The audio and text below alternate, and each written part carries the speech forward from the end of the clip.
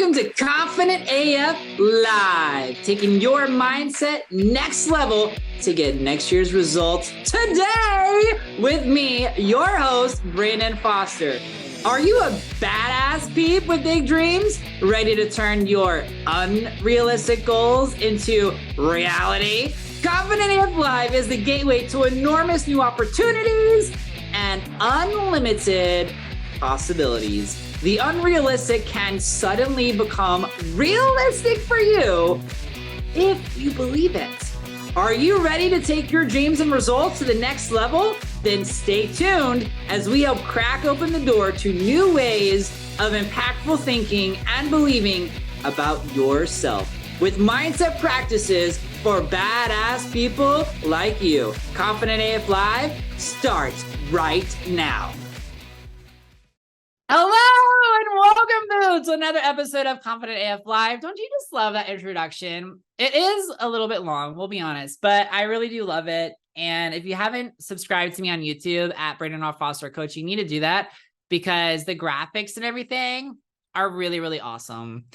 Okay, so let's start off with a little bit of gratitude today for my podcast. I want everyone to send love and gratitude to Transformation Talk Radio, who helps me with this podcast episode and all the things. And let's give a special shout out to my producer, Sierra, who in an episode a couple weeks ago, like I had technical problems. And when I say technical problems, like my phone where I had like my notes. And so she worked around that. She's graceful. She's loving. So I want everybody, when you're listening to this, to just like put your hand over your heart and say, thank you, Sarah. I hope you have an amazing day. And if you're not listening to this on the day the podcast episode comes out, what I want y'all to do is do it anyway. And then what's going to happen is Sarah's just going to have like, random cool things happen where she's just like feeling love from people. And I think that's going to be really cool and amazing in our life. So we're going to do that. Okay. So everybody just put your hand over your heart and be like, thank you, Sarah, for helping Brandon with his podcast. Thank you for having a good attitude and being a good sport with Brandon's humanness and imperfectness. And we love you, Sierra. And we wish all the things for you, Sierra. And thank you, Sierra. Amazing. Thank you. And so today, what are we going to talk about today? I thought because 2 weeks ago, we talked about desires and how my desire of being a circus clown would never, ever, ever go away. I figured that we should talk about confident AF mindset practices from what I learned in the circus when I was a circus clown. So if you all were not aware, yes, I was a circus clown. This was pre-owning 2 companies, pre-going to grad school for screenwriting. I was a Ringling Bros and Barnum Bailey Circus clown. And also, if you didn't know, Ringling Bros Circus is coming back with no animals and no clowns, comedic performers, which is basically clowns without makeup. But I was a clown. I was a clown for almost 6 years. And that's where I met my husband, who is one of the funniest people I've ever met in my whole entire life. Like, seriously, marry somebody who makes you laugh. This happened last week. I was thinking hard about businesses and marketing and my coaching clients and my team for my other business, the travel business. And I was thinking about all the things. And my husband is like, hey, I have to show you this. And it was a reel that was like a fart joke. Okay. And it was just like, it just really made me laugh. And so laughter is very, very healthy, and a really good thing. And, that's not what I had prepared to say today, but I want to say it anyway, because that is one lesson that I learned in the circus is to laugh. I mean, that's what I learned as a clown. What I learned as a clown, because we did take our clowning very, very seriously. I mean, we were professional clowns. People would ask us like, what is your fake clown name? And because, local clowns, birthday party clowns, they have like clown names and they go, what is your name? I'm like, I'm a professional. I go by Brandon Foster, like that kind of a thing. But I did have a clown name that I created just for fun that we had in Clown Alley. and mine was chocolate chip patty pancakes. So if you want to know what, like I think we all at one point made up our funny clown names, and mine was chocolate chip patty pancakes. And I'm making myself laugh. So I'm just remembering some things that happened on the circus that were really, really, really funny. Maybe that's another podcast episode to talk about later. Oh no, I'm going to share it now. So I was written up for having an incomplete clown drag attire. Like, imagine that. Imagine your job as a professional circus clown, and there are standards for how clowns should dress in drag. And I violated the clown drag standards and got written up. And that was the only time I got written up in 6 years. And the reason why I got written up was because I didn't have clown bloomers under the dress that I had to wear. And the only reason I was doing drag was because the 2 female clowns were hurt because of injuries. So I was actually doing the show a service by putting on the drag because it called for a female to do this. So I was doing that a service, and the bloomers didn't fit. And also I didn't think about it. And 2, if I had thought about it, they didn't fit. So I did have on my male clown boxers under the skirt or dress. But, and I also don't think it would have been a big deal too if I hadn't tripped on the high wire tie down on the way to the gag. And so like my skirt went up over my face. Man, crazy clown stories. Okay. So now that I've told you one crazy clown story, I'd have so many stories I could tell about this. I'm going to laugh. This becomes like one of the biggest episodes. Okay. So I'm confident AF, mindset of the top 1% that I learned from being in the circus. So the first one I learned is that like any skill can be learned if you put in the work and the time. The problem and challenge is most people are just not willing to put in the work and the time. And the reason why circus performers are willing to put in the work and the time is because 1, they love it. Like that's the biggest piece. Like when you love what you do, you want to be better at it. And so you're willing to put in the time and the work. And so for me, like I love reading books on mindset. I love reading books about leadership and entrepreneurship and business. And I'm learning to love finances. Like that is like a big thing that God is like, Brandon, you need to develop a really amazing understanding of finances because you want to have big businesses. So you need to understand finances well.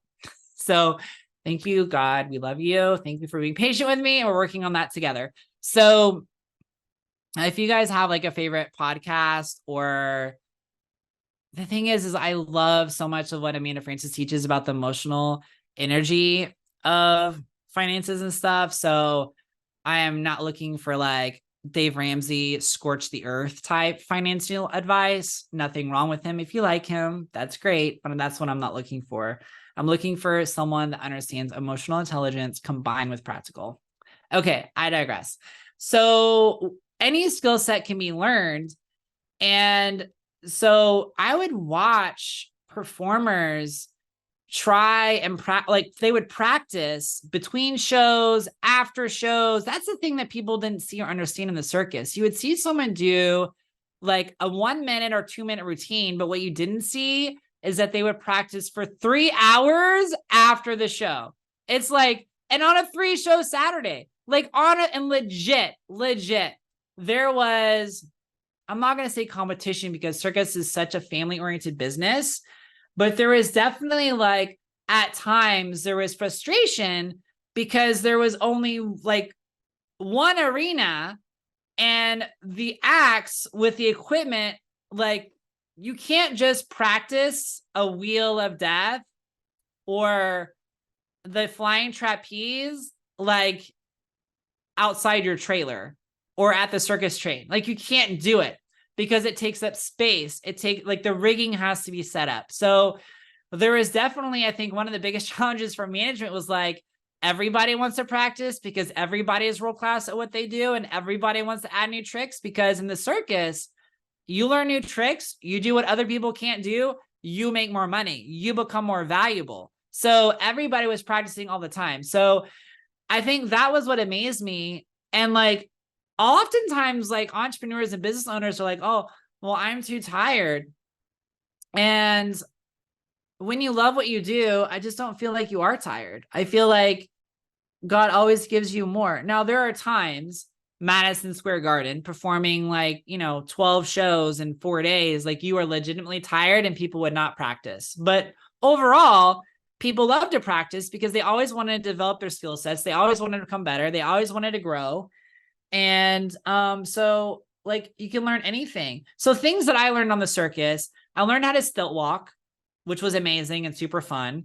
I learned how to do bungees. So basically bungeeing from the truss, which is 35, 45 feet. I don't remember exact height requirements for our truss. And I think it actually varied a little bit depending upon how tall the arena or the building was.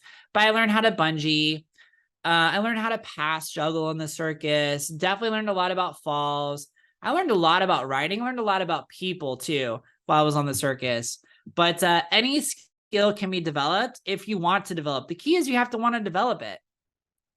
And you also have to understand what the payoff is to that skill set that you're developing it. So I feel like you have some amazing marketers who are teaching other people how to market, which is amazing. And they're like high ticket coaches, but they're not taking the time to learn about mindset so they can actually learn why people don't feel safe to be seen on social media. And if you don't feel safe to be seen on social media, you're not going to market anything because you don't feel safe to be seen. Or even if you do it, no one's going to find you because you're doing it, but you're doing it with hidden energy. And a lot of people don't understand that. And then you have, people like me who are big into mindset. And sometimes we don't incorporate the practical pieces because we're so focused on mindset. And so like, you have to do both. Like you have to have understand the marketing pieces, and then you have to understand the mindset. But I believe, and I have a podcast episode on this amazing, is why the mindset trumps the practical every single day. And that's because at the end of the day, there's so many people who break all the rules when it comes to marketing and social media and how they make bukus of money and how they change the world. You have to know that too. So that's the first lesson. The second lesson is that mistakes are a natural part of the process and they don't mean anything. Like I never saw a juggler who cussed themselves out and said, you're never going to make it because they dropped. We do that in business. It's like, oh, I dropped, or oh, I messed up. I'm never going to make it. I'm a failure. I'm horrible. I suck. Woe is me. They don't do that at the circus. If the trick doesn't work, they just do it again. And it doesn't work, and they do it again. And it doesn't work, and they do it again because they know eventually they're going to land the trick. Eventually it's going to click. Eventually they're going to get it.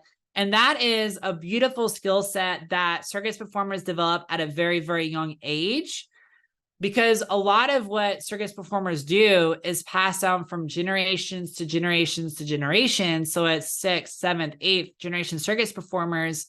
And so at a very young age, they're taught that if you don't get a trick, or you don't get it, or you don't understand it, or it's not working, it doesn't mean you can't do it. It just means there's one small thing to tweak. So mistakes are not a big deal. Now, obviously in a show, if they don't land a trick, or if they, drop, yeah, sure.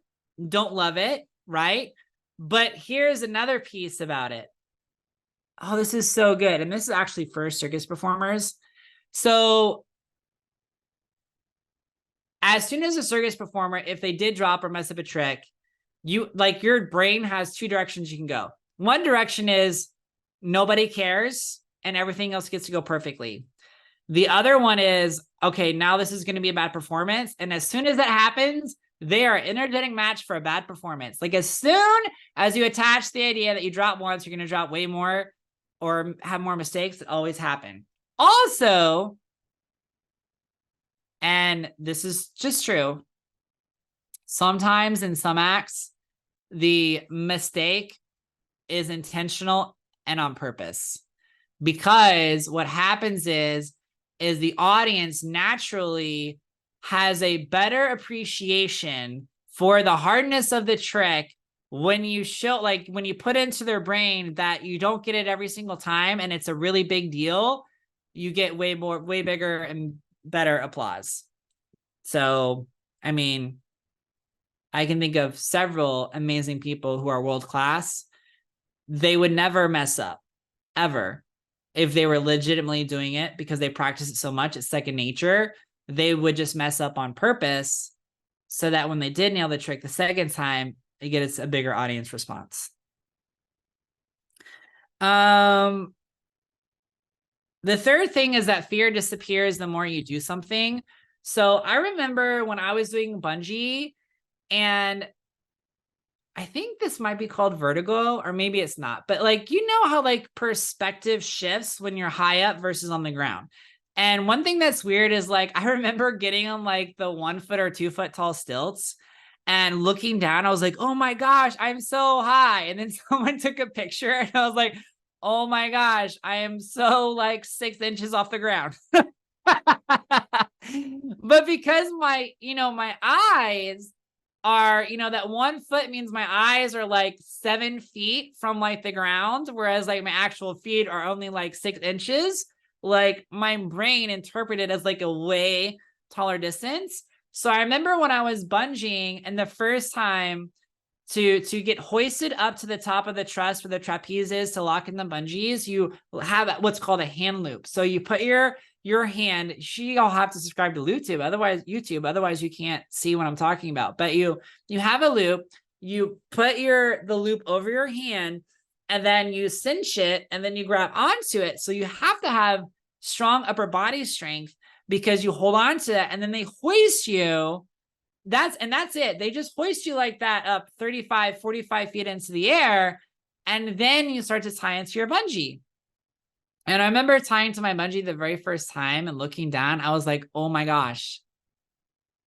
Oh my gosh. Like I could literally fall to my death. Like legitimately, like I could fall to my death. And it was really terrifying. But the more that I did it, the less fear that I had. And I think that's really important. Like with anything in your business, whether it comes to running Facebook ads, which for whatever reason was like a big fear piece for me. And I know it was linked to like finances and money and also a little bit to being seen.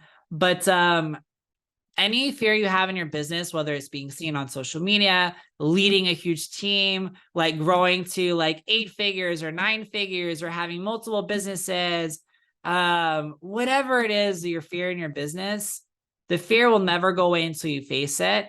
And the more you practice doing it, the less fear you have doing it. Like parents love to instill fear when their kids are learning how to drive because they know that like a lot of people get killed in car crashes. Like it's legitimate. Like car safety is really important, like really important. But the more you drive your car, the less fear that you have, right? And what happens if you get in an accident? Now all of a sudden you have fears again in the car, and you have to like drive a lot for a while before that fear goes away again. So another mindset lesson from the circus is that fear disappears the more that you do something. Number 4, when you love what you do, you'll do almost anything. So I have to give a shout out to my husband, Bello Knock, and just other circus performers who did what other people just wouldn't do. Like you've probably heard of like amazing people in the NFL or NBA. Like I'm thinking about like Michael Jordan. I think he played basketball with the flu at one point, maybe even the playoffs. But like when you love what you do, you're going to show up and do it even when you don't feel good. Like even when you don't feel good, even when you don't feel like it, because you love what you do and because it's important to you and because it matters and that's your purpose to live, to give to the world, you're going to show up. You're going to do it. You're going to do it. So like my husband's first week on the show, he got food poisoning and he was literally throwing up in poop buckets between like different cues. And Bello, I think either broke his ankle or twisted his ankle at one point, and he just never stopped doing the show. Like, don't get me wrong, he had medical attention, he took care of it, but when I say took care of it, he would use like almost like a whole roll of athletic tape to make it so tight around his ankle and give it like brick kind of support. He also got sick one time and was doing his wheel act and was literally, and we had a video camera that would focus on his face during the wheel act for like up close and personal. And it would show on this big screen. And you could literally see on the screen until the cameraman realized it and then stopped zooming in so close that he was, because he was sick, that he was literally throwing up in his mouth and swallowing it while doing the show to keep the show going. And like, I just feel like that's one lesson I learned in the circus is when you love what you do and what you do matters, you're going to show up even when it's uncomfortable. You're going to show up even when other people wouldn't, because it's just, I don't know, it's just really important to you. The next one is that the big wins follow all the drops and the falls. So I think that's probably going back to like mistakes are inevitable part of the learning process. As a circus performer, the more you drop and the more you fail at a trick, the closer you are to getting it. And it's like, it's almost like this bizarre, like feedback loop or like thing that's like, okay, so I dropped today, but I know I'm so close. Like, I know I'm so close. It's like, you keep telling yourself, I'm going to get it. I don't have it yet, but I'm going to get it. I don't have it yet, but I'm going to get it. And actually, Mark Hoverson, who was amazing in the entrepreneurial marketing space, had an amazing course called the Solomon CEO. And one of the mindset reframes he gave in that course was, instead of telling yourself you don't have it, tell yourself you don't have it yet, but you will. And I think that's really positive to add that yet. And I really feel like that's a big piece of circus performer mentality is I don't have it yet, but I'm going to have it. I am going to get it. I don't have it yet, but I am going to get it and I am going to have it. The other thing is that on the circus, I learned, don't take for granted the normalcy that others would consider extraordinary. And I think that's really important to share with all of you, because looking back, I definitely loved and appreciated my time on the circus for sure. Didn't love the pay. And I would say like for a long time, like at first the pay didn't matter because I love what I was doing so much. But like as time went on, like the pay really did start to bother me. And part of the reason why it bothered me is because I found out that all the first year clowns were making the same pay that I was making. And I was like a fifth year clown. And I just thought that was wrong and not right. However, I also agreed to my contract, which I could have said no to. So, part of wisdom and learning is like, doing your due diligence, and it's your contract. Like you agreed to it. So legitimately, like you don't have the right to complain about a contract that you agree to and that you sign. You didn't have to sign it. Nobody forced you. But what I will say is that I allowed some things that were dissatisfying or that I didn't like to prevent me from enjoying so many amazing, incredible, awesome things that were unfolding and happening every day. Like looking back, I wish I had more conversations with just the performers about how they learned their skill sets, about how they overcame their own fears, their own worries, their own doubts, their own trepidations, like what was going through their head. How did they know they could do it? Like, how do they have faith that they could do these amazing things? So one of my favorite families that I worked with was the Misers, and their daughter, Skylar, is going to be on the new version of Ringling Bros and Barnum Bailey Circus. And so she was a wee guy when I was on the show. But Brian and Tina were consistently two of the nicest, kindest performers to me and my husband while we were on the road. And like genuinely just good-hearted, kind, amazing, incredible people. I'm getting emotional talking about them. Because like Brian made this amazing, like he was so good at like building things. Like, his talent wasn't just being a human cannonball, which, you guys, he built all of his own cannons, which is amazing. The show would skin them, like decorate them and theme them out, but he built all of his own cannons. He redid and like gutted like an entire RV. He created one of the massive props that my husband and I use. My husband actually was the backup cannon shooter. So think about fear, worry, and trepidation when you're responsible for shooting the cannon and two people's lives who are married are, you know, at stake. But one of the best conversations I've ever had in my life was with Brian after I left the show, talking about how he learned how to be the human cannonball. And the thing is being a human cannonball is a carefully guarded circus secret. And it's carefully guarded because there's like less than 7 people in the world that can do it. And because less than 7 people in the world can do it, you get paid a good price for doing it. And people don't just like share that secret about how to do it. And so I remember asking Brian, like, well, how did you figure out how to do it? He was like, well, trial and error. And like, I know this is a piece that we didn't talk about, but he had to have faith. He had to have faith that he could figure it out, that he was smart enough, he was talented enough, and eventually it would stick. But what's crazy is, you know, the Barbie movie just came out. So he built miniature cannons and he would shoot out Skylar's Barbie dolls to test them first before building the real life version and before shooting himself. Now he did use sandbags, okay, before shooting himself. So it wasn't like Barbie doll to like Brian's life on the line. But what is the point of this?